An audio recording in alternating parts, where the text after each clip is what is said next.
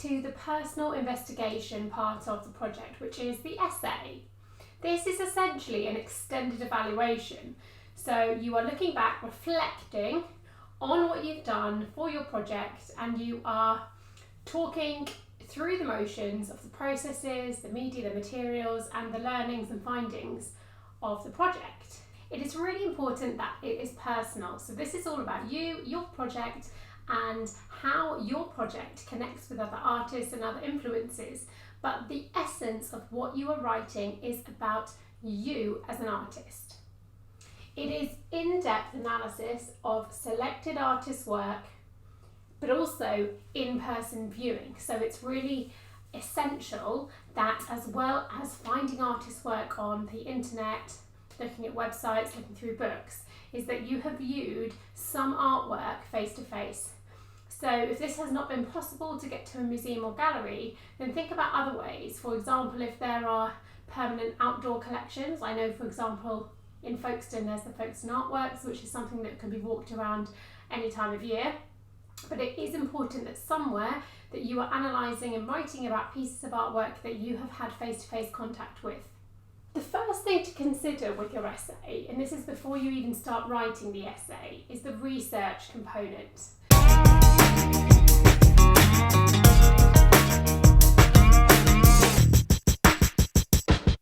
So it's really important that you research before you start writing. You should have adequate research in place. Things like referring to textbooks, art books, websites, magazines, contacting artists online, trying to get dialogue with them, interviews with them, and really put the work in before you start writing the essay so that you know you have got research in place. You can't start writing your essay until adequate research has been put into place. The second thing is to evaluate and interpret your research findings.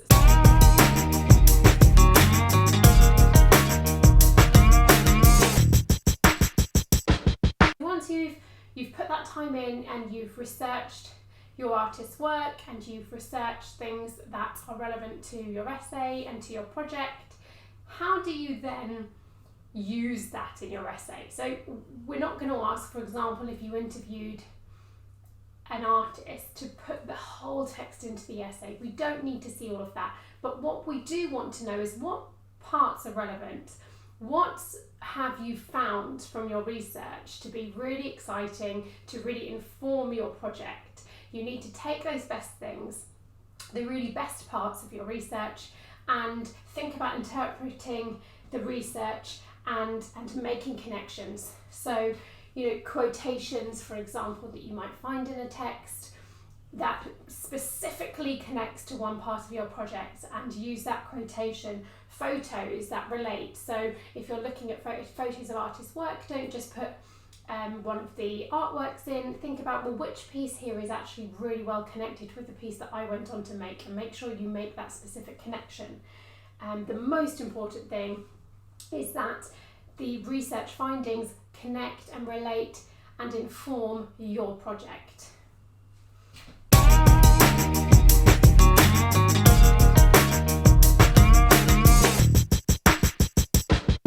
Structure and layout. This is important before you start writing as well, to do some planning.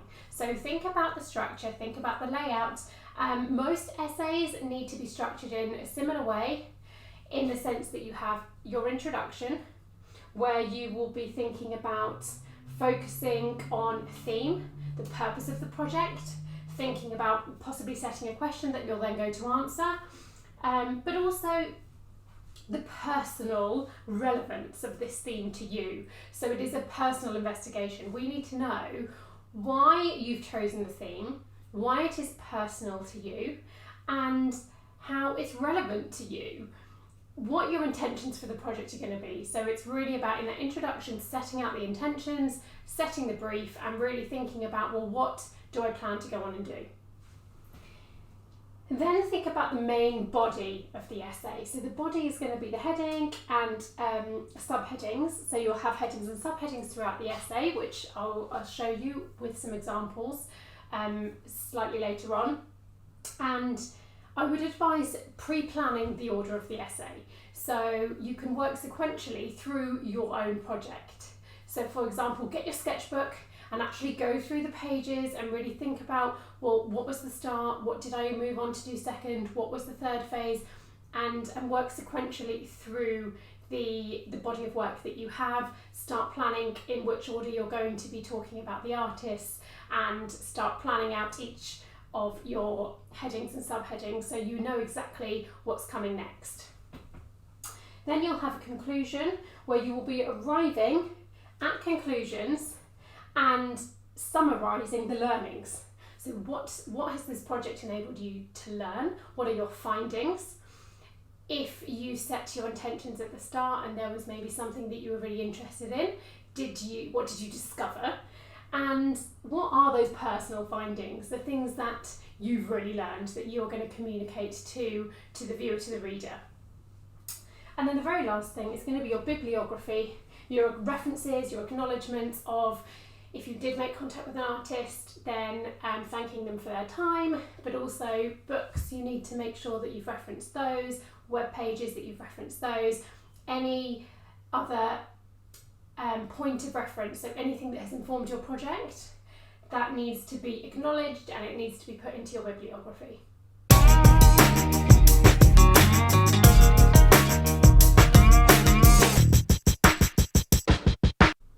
The fourth point is to write clearly and coherently. Things that are taken into consideration: grammar, the way that your written work is presented. Be really careful of spelling errors, text speak. This is actually just something that can be checked, not just by you, but by family members or teachers. You know, get your essay checked at the end by a number of different people so that other people can help you with picking up on those errors. There's no excuse because there's so many platforms and obviously spell check and things to help you with this. So just don't let that be an issue right at the end. I think there's almost no excuse for having grammatical errors and having spelling errors. It just needs to be picked up on. Number 5, subject-specific vocabulary. So art terms.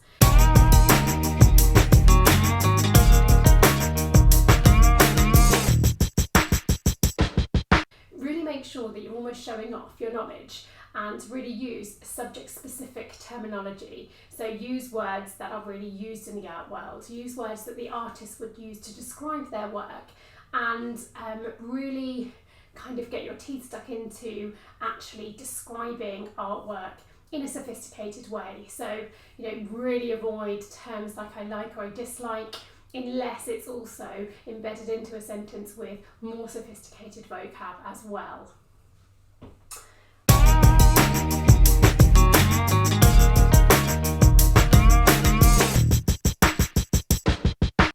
Number 7, understand cultural context.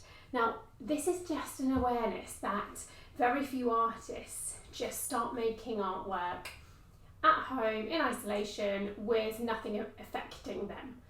Actually, what we really need to kind of show off is that there is an awareness that for all artists and for you as an artist, that and your circumstances are really important to the artwork that you make. So think about natural, social, political environments shaping ideas. Some artists that work in nature, for example, how does that impact their work? Or for artists that have been producing work in the pandemic in isolation, how has that affected them? And really think about talking about challenging concepts and ideas, politics and the environmental factors, and thinking about how that has affected the artists in the way that they're working, and the same for you as well, and compare and contrast these artists. I think also for those of us that have worked as artists through the pandemic, think about how that has impacted your work, talk about that freely, be brave and bold in the way that you approach that subject, and really consider how that's had an impact on your artwork.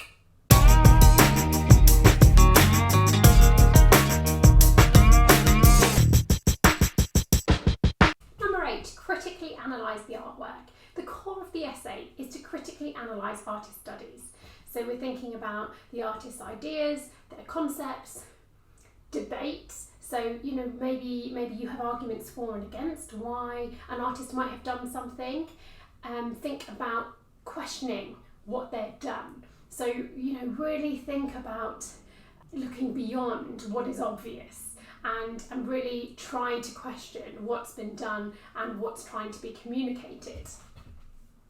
Start with composition. So the placement or organisation of the visual elements. It's important to talk about the composition of the artwork.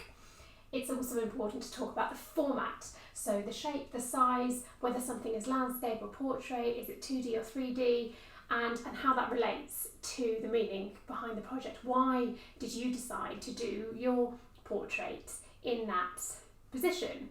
Why did the artist decide to do it in that way? Because there will always be a meaning and a reason why that decision has been made.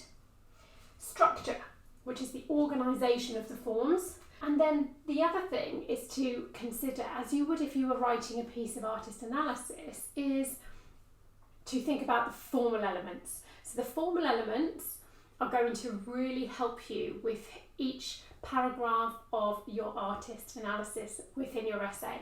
So there are videos on my channel to support this, which I will link later on. The formal elements, so talk about line, shape, space, form, texture and tone, and how each of those have been considered with specific artist work and also within your project as well. As well as these aesthetic qualities, we also need to consider media types and processes. So that's going to be really important for you to discuss how the artwork was created by the artist, but then how you went on to create the artwork. Were you working in isolation? Were you working in a workshop? Really consider the methodology, the process, and talk and narrate your way through that process in connection with the way that the artist did the same thing. So really talk about how your process and your method and methodology compares and contrasts with the way that the artist did their work. Now, what the examiner doesn't want to see is something that's just regurgitated information, pages and pages of sort of reams of just text about how you've done something. So really kind of try to get to the essence of what's important and summarise it in a way where you are talking about your personal perspective and the findings about the way that you approached the artwork. So what would be great here is for you to recognise where there was a challenge or a weakness, something that you overcame, maybe a way in which you edited the process, you refined and you improved that method, and then went on to make a more successful piece of artwork.